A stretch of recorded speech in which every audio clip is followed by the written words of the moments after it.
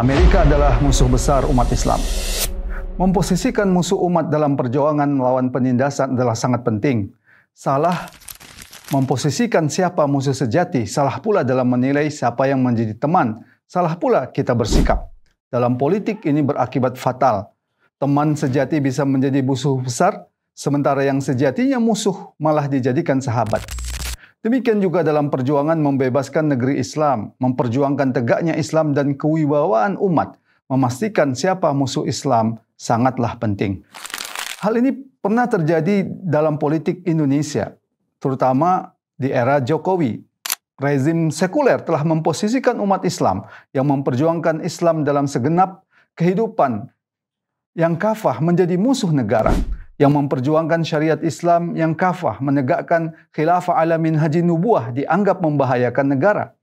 Padahal sangat jelas, syariat Islam bersumber dari Allah Subhanahu wa Ta'ala. Penerapan syariat Islam justru akan membawa kebaikan bagi negeri ini. Sebab syariat Islam kalau diterapkan akan menjadi rahmatan lil alamin, menjadi rahmat bagi seluruh umat manusia. Sementara khilafah adalah institusi politik yang diwajibkan syariat Islam yang menyatukan umat untuk menerapkan syariat Islam secara kafah dan menjadi pelindung sejati umat dan negeri-negeri Islam dari penjajahan negara-negara imperialisme. Sebaliknya kapitalisme yang nyata-nyata merupakan ideologi yang telah menghancurkan negeri ini malah diusung dan diadopsi. Rezim sekuler yang mengusung ideologi kapitalisme yang jelas-jelas korup, yang telah memberikan jalan pada oligarki dan kekuatan kapitalisme global untuk menjajah negeri ini dianggap pahlawan. Inilah kesalahan mendasar ketika menentukan siapa yang menjadi musuh sejati. Akibatnya fatal. Penjajah dianggap sebagai kawan. Sementara yang memperjuangkan tegaknya syariah yang sejatinya untuk kebaikan negeri ini malah dianggap musuh. Dalam konteks global saat ini adalah sangat nyata bahwa Amerika adalah musuh terbesar dan sejati umat Islam. Dan persoalan ini mudah kalau kita merujuk kepada syariat Islam. Status ini sangat mudah ditentukan, yaitu siapapun negara yang memerangi umat Islam, membunuh umat Islam, menduduki negeri Islam, memberikan jalan dan memperkuat pembunuhan atau genosida terhadap umat Islam, masuk dalam kategori negara yang dalam fikih disebut muhariban fi'lan, yaitu negara yang secara nyata memerangi umat Islam. Posisi negara seperti ini adalah musuh. Tidak boleh ada hubungan dalam bentuk apapun dengan negara seperti ini. Baik ekonomi, politik, budaya, diplomasi, ataupun perdagangan. Sebagai musuh yang nyata, memerangi umat Islam, maka hubungan dengan Amerika adalah hubungan perang. Al-alaqatul harbiyah. Berdasarkan hal ini sangat jelas, Amerika adalah musuh sejati umat Islam. Amerika Serikat dan negara-negara imperialis lainnya seperti Inggris, Prancis, merupakan negara yang masuk dalam kategori muhariban fi'lan. Mereka telah bersekutu untuk memerangi umat Islam, menduduki negeri Islam di Irak, Afghanistan, maupun di Suriah. Mereka juga menjadi pendukung kuat rezim-rezim represif di dunia Islam yang telah membunuh, menyiksa rakyatnya sendiri sebagai bentuk pelayanan mereka kepada negara-negara imperialis. Posisi Amerika Serikat dan sekutunya, negara-negara imperialis dari Eropa semakin jelas dalam kebijakan mereka ketika mendirikan entitas penjajah Yahudi di Palestina, memberikan dukungan militer, ekonomi maupun politik untuk eksistensi penjajah Yahudi ini. Perkara ini sudah berlangsung lama, sejak melemahnya kekuatan pelindung umat Islam yang puncaknya adalah runtuhnya khilafah Islamiyah pada tahun 1924.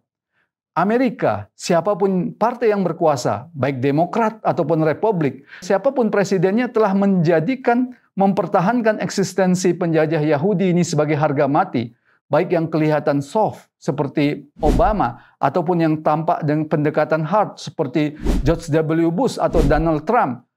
Mereka sama saja. Permusuhan ini semakin jelas selama tahun ini. Sejak Oktober 2023, bagaimana Amerika tidak peduli apa yang dilakukan oleh Netanyahu, membunuh lebih dari 60.000 kaum muslimin di sana, membombardir rumah sakit dan sekolah-sekolah. Namun Amerika atau Biden tetap mendukung kejahatan entitas penjajah Yahudi ini. Mereka mengatakan kejahatan ini tidak nyata, padahal kerusakan yang terjadi di Gaza sungguh sangat nyata di depan mata.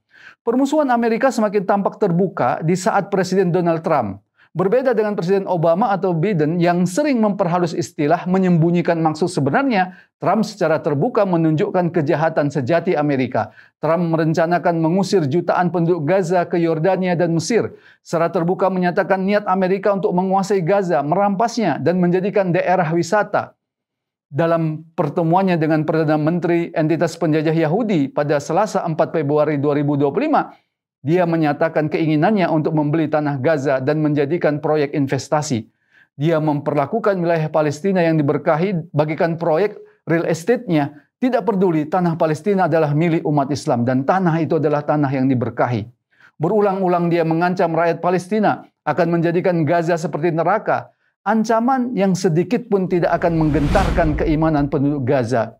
Presiden gila ini memposisikan Gaza bagaikan daerah hancur akibat bencana alam.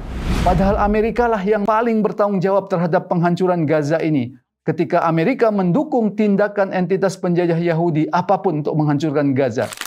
Kita yakin dengan keimanan penduduk Gaza yang telah teruji. Hamba Allah yang telah terpilih ini akan menunjukkan perlawanan mereka terhadap keinginan Trump. Ancaman-ancaman seperti ini tidak berarti bagi mereka yang telah mengabdikan diri kepada Allah dan menjadikan perjuangan mereka sebagai masalah hidup dan mati yang menginginkan kemenangan atau kesyahidan. Buktinya adalah perang selama 15 bulan yang telah dialami Gaza di tangan musuh Yahudi. Mereka tidak pernah bergeser sedikit pun untuk tetap kokoh. Sekali lagi kita tegaskan, kenapa entitas penjajah Yahudi ini seenaknya memperlakukan umat Islam?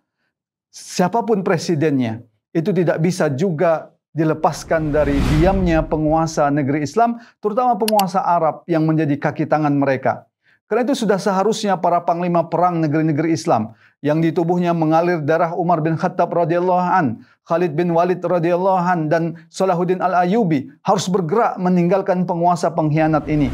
Ini adalah kesempatan emas bagi para panglima perang untuk mendapatkan kedudukan yang mulia di sisi Allah Subhanahu wa taala, menggerakkan pasukan membebaskan tanah Palestina yang diberkahi. Perlu juga kita tegaskan, terpecah belahnya umat saat ini, sulitnya memobilisasi para panglima perang dan tentara-tentaranya untuk membebaskan negeri Islam tidak bisa dilepaskan dari ketiadaan khilafah ala minhaji nubuwah di tengah-tengah umat Islam.